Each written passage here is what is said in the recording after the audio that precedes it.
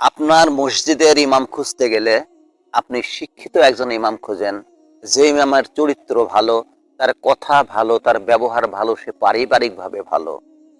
কেননা আপনি যে ইমামের পিছনে নামাজ আদায় করবেন সেই ইমাম যদি ভালো না হয় তাহলে আপনার নামাজ হবে না, আপনার নামাজ কবুল হবে না।